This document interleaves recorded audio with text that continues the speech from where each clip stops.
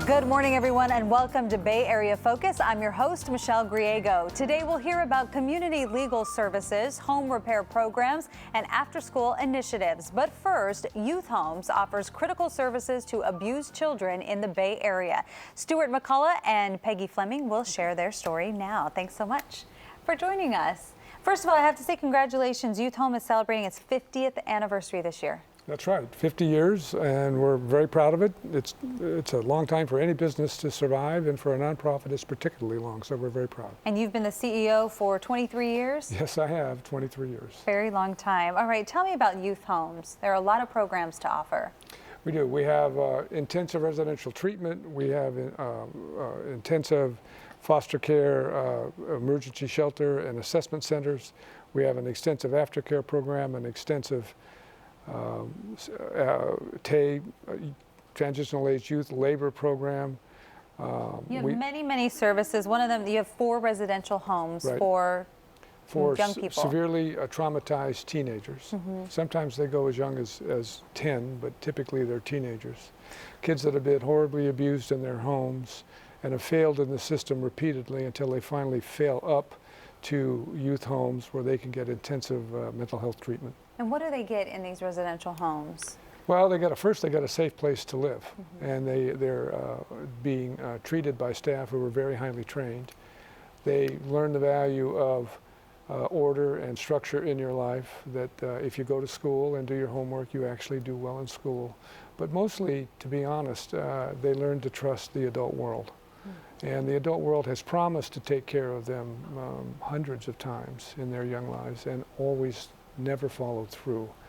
What we're proud of at Youth Homes is that we really do stick with these kids, and then we have an entire aftercare program to help them launch into adulthood, because they don't have not a single adult in their family or extended family who has their back.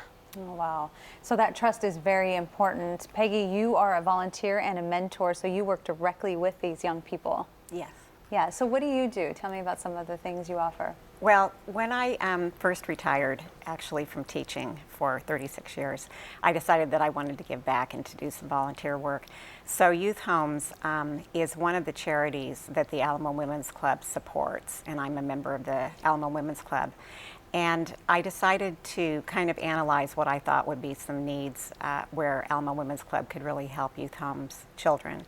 And so we've developed a number of workshops on daily living skills, such as budgeting money, transitioning, to college 101, financial aid. The biggest one, though, that I've been involved in lately has been teaching girls how to make jewelry.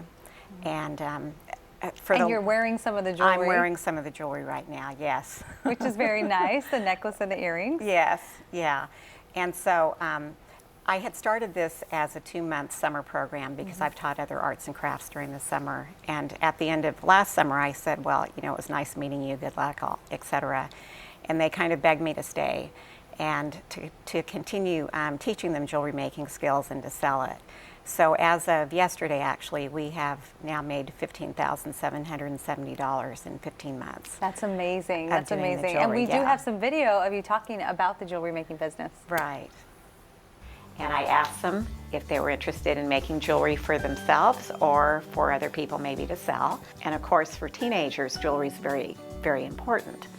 And so they made a lot of jewelry for themselves. And then the second week when I came, they said that they liked the idea of maybe selling it. And I said, okay, I can't make any promises, but I'll try to sell it. So we have now sold $1,300 worth of jewelry, and the kids get 100% of the proceeds. I pay for the materials, and then each week they get a, quote, paycheck. I have not seen any problems with the kids getting along with each other. There's team building going on. I'm teaching them a little bit about business. We take inventory to see what we need. We talk about taxes, if we have to collect taxes or not. So they are learning some really important skills to get out there into the job world, but also team building and... Yes. Yeah, that's great. Tell me about some of what this does for the youth in their success down the road. 42% of aftercare youth, they enroll in college or vocational programs, which is amazing. Yeah. Well, we're blessed. We have the Alamo Auxiliary, the Alamo Women's Club and the Youth Homes Auxiliary really helping these youngsters launch. It's important that kids have someone, frankly, sort of dog them around going to school and at least getting a high school diploma or an equivalent. You cannot work today without it. And so our aftercare team and our residential team and our vocational team all basically just stick with these kids. And then we have volunteers like Peggy who are teaching these kids that they have all kinds of latent skills they had no idea that they had. But they're also getting, and it's so important that these kids get almost immediate success. When they make a beautiful piece of jewelry, my wife has a lot of it now, they get paid almost immediately. So they see a quick reward because these are teenagers, and so that's so important. And when you've had very little success, in fact, when most of your life has been a time when your interactions with adults have been negative, it's very important to begin to have interactions with adults that are positive and supportive and kind. Well, you're doing such a great job. Thanks so much for coming on the show and telling us all about it. And for more information on youth homes, just log on to youthhomes.org. Again, that's youthhomes.org. Coming up, a nonprofit that helps low-income residents solve legal problems. We'll be right back.